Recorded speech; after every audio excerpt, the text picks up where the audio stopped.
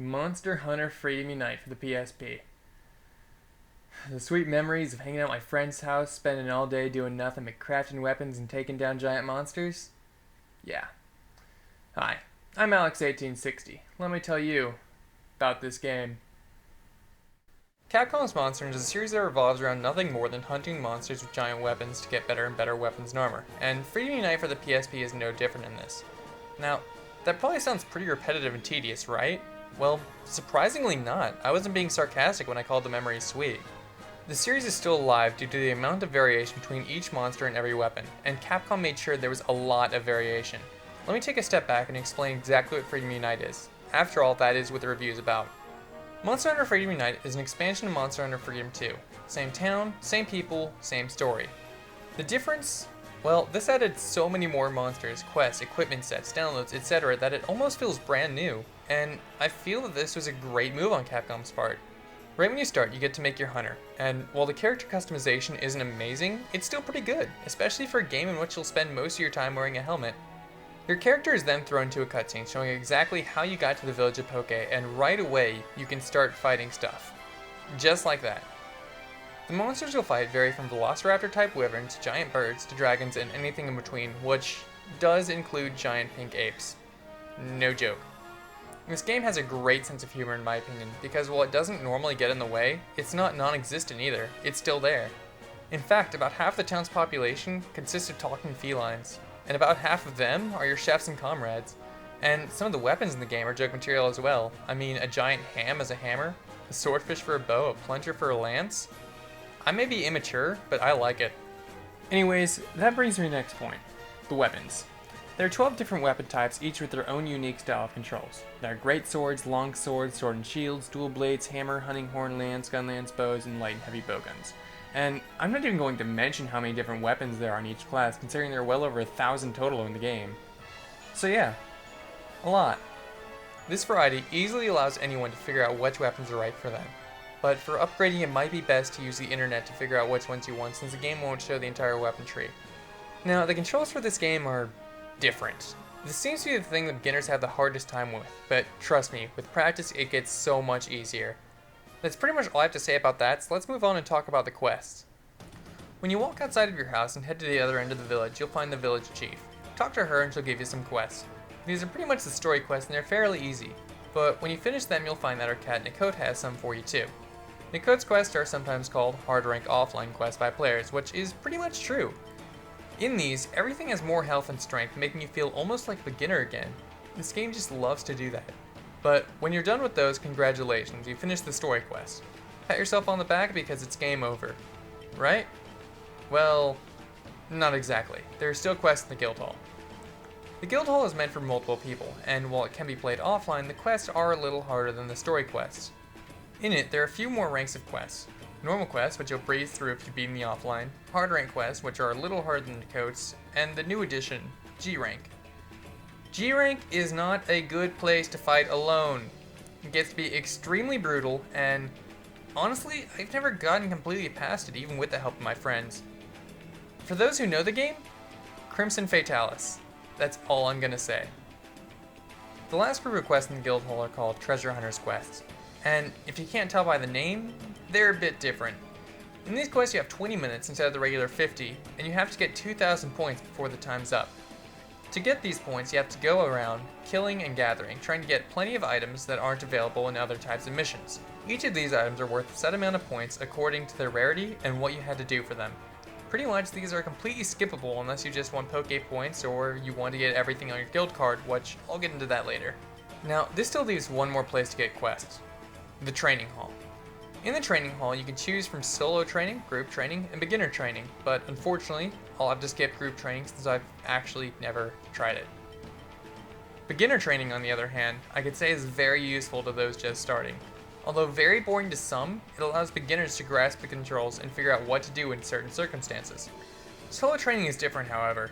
This is where you can go if you want to figure out how to fight certain monsters. The problem? Well, you can only unlock the solo training for monsters once you've already killed one of said monsters, making this a bit less practical, which in turn makes this place underused. Now, when I say it helps you figure out how to fight certain monsters, I mean this typically gives you terrible equipment hoping you can find a way to make it work. This gets extremely painful at times, but hey, what's Monster Hunter without a challenge? Although mean, this is definitely helpful for fighting monsters you can't seem to get the hang of. After all, the better part of Valor is discretion. Speaking of being mean, don't expect this game to go easy on you. Ever.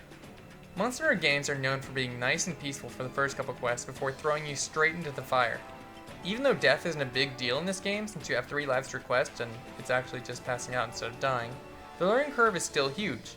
And while I see why many might not like that, it brings up a huge sense of accomplishment for everything you do in the game, and it keeps the players interested. For example, the Laoshan Lung. This is probably my favorite quest in the game. Basically, it's a giant dragon the size of mountains, and I'm not exaggerating. Remember how I was calling the weapons giant? Well, an 8-foot longsword is about the size of a toothpick compared to this guy. Yeah. This fight is, in the truest definition of the word, epic. And although he's ridiculously hard to kill, the feeling you get when you finally kill him is just amazing. Though that might also partly be because of the music. Speaking of the music, this game's soundtrack is absolutely beautiful in my opinion, and I can tell the composer spent a lot of time working on it. Now, let's focus on the cons. First and foremost, most of the quests in this game you're going to have to redo, and probably not just once or twice, because although there's no experience system in the game, you're still going to need to grind for certain items for weapons and armor. This wouldn't be a problem if it weren't for what many call the desire sensor. Basically, when you're carving, gathering, or getting rewards from quests, you have a set % chance to get each individual item. That, however, is where the desire sensor comes into play. This is pretty much like Murphy's Law. You know, anything that can go wrong will go wrong. Well, say I was on a quest to kill a wyvern for some of its scales. Let's imagine that I can carve the wyvern 3 times. The reward screen gives about 6 items if I don't break anything. Each carver reward has a 40% chance of being a scale, and I need 8 of them. Well, with the desire sensor in place, even with that high of a chance, I'd probably only get about 1 scale. The game seems to know exactly what you're going for and how to keep you from getting it. This can be a huge pain for harder monsters with 1 to 5% chances of dropping certain items, and anyone who has played any Monster Hunter game will tell you that this can be a prick. It just gets ridiculous. Another thing. You remember how fun I said the game was with friends? Well, unfortunately online only really works with the Japanese version, Monster Hunter Portable 2nd G. So if you want to go online, either you have to get your friends into Monster Hunter and hang out with them, or you're reading Japanese. And remember what I was saying about G-rank quests? Yeah. Online is where this game shines, so I would have loved to have seen a better system for that. And the last con I want to mention is the story, or lack thereof.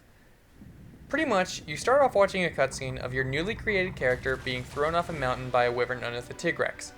You wake up in a hut that a man just gives you so he can stand outside for eternity like every other NPC, and then you take over the duties of the village hunter?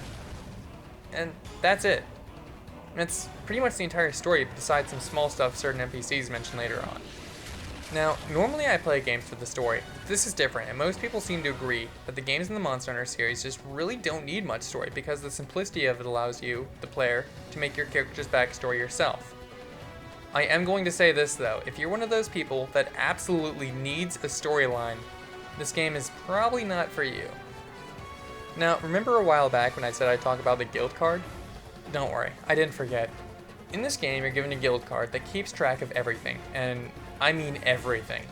This shows you how many and what types of quests you've been on, how often you've used each type of weapon, all recent quests, your cats, your hunter rank, your treasures, your hunting records, and what may interest some of you, your achievements. This pretty much shows who you are and what you've done, and it's definitely a unique feature. Oh, and did I mention that you can edit it? Because, yeah, you can do that too. Moving on, now that you've been watching the gameplay for a bit, you may be wondering, how would I know how much health the monsters have left? Well, that's one thing that's really interesting about this game in my opinion. There's no HP bar. To me that seemed really strange compared to most RPGs, but I like what Capcom did. Although you can't physically see a monster's HP, you can watch for signs. The most common signs of low health are limping and sleeping, but of course those aren't the only things. For example, some monsters have smaller, less noticeable signs like folding their ears back, so you have to watch closely to figure it out. And now I guess I should finally mention the graphics. As I mentioned before, this game is for the PSP, so it's not going to look as great as it would on the Wii, Xbox, or PS3, but I feel the designers went above and beyond to make this game look stunning for the system. Now, what makes this different from any other Monster Hunter game? Well, excluding Frontier, which is Japan-only, pay-to-play MMO, this is definitely the most diverse game in the franchise, and it definitely has a lot of new material, like the Feline Comrades, Nakote's Quest, and new monsters, for example. And while it may be more of a challenge than other Monster Hunter games, the experience is definitely worth it. Overall, I'd have to give this a strong recommendation and an 8 out of 10. While the difficulty and lack of story may not be for everyone, those who enjoy it will find themselves addicted and easily rack up a few hundred hours of playtime, especially those with friends to play with. Anyways guys, thanks again for watching, and please tell me what you think because I'm really interested in doing more reviews like this, so everyone, hunt on.